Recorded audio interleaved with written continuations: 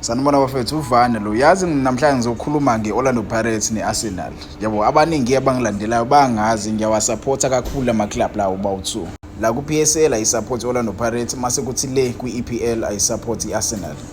Two of these teams, they suffer from the same mistakes they make.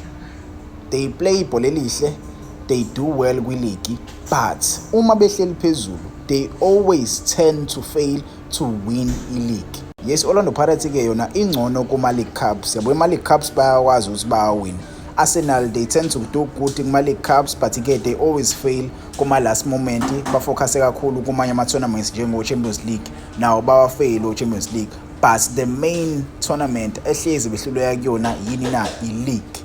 I-league Arsenal izohlalela esicongweni Arsenal, but ihluleke ukuyithatha i-league. Same as Orlando Pirates. The last 3 seasons Orlando Pirates ibiyenza kahle kwi-league, but bayahluleka ukuwawina ama-matches are-important.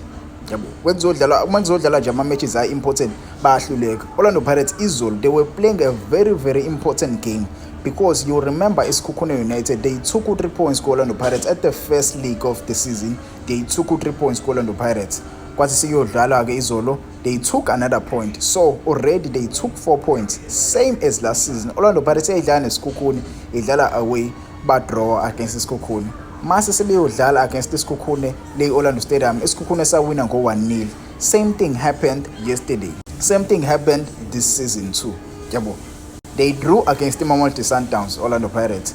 Arsenal, they drew against Liverpool. Liverpool le ebheda ngempela engenzi kahle. You really need lo 3 points lo about draw against Liverpool. Liverpool ayenzi kahle. Each and everyone uyayishaya Liverpool. But wena ukhetha uzodraw neLiverpool.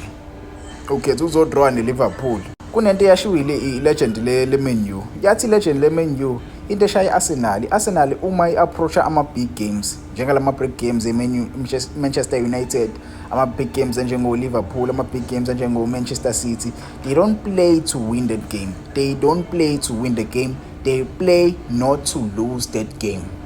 Abadlaleli ukuthi bawine, badlalela ukuthi bangayiluzi leyo game. Ingakho ama-games amakhulu ehlezi eshaya.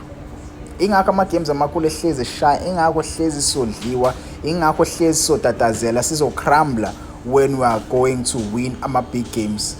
Yabo, ama-big games asihlula. Arsenal iyahluleka ama-big games.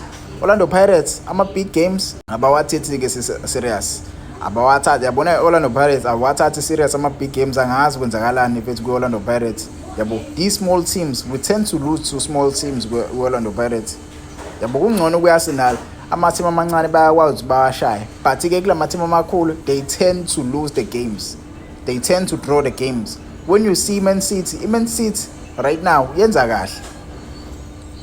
You see the game esuyidlala neMan City, iyona ezobe decide. Leyo game kumele sawuthi siyayiwina. Same as Orlando Pirates, le game esuyidlala against Mamelodi Sundowns, kumele sawuthi siyayiwina i-league ngokushaya iSundowns.